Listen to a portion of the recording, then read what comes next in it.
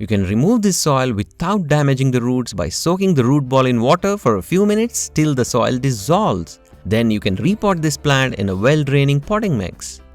Root teasing. Always loosen up or tease your roots before repotting into a new container. Toilet paper cloning hack.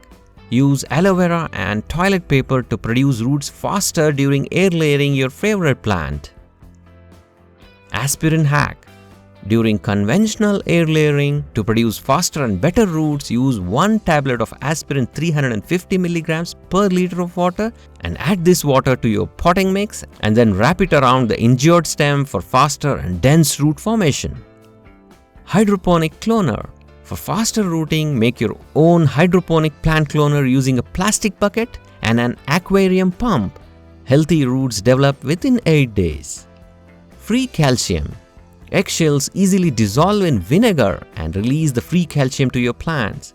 Make eggshell powder and then add about a cup of vinegar to a cup of eggshell powder and stir it nicely and then leave it for an hour.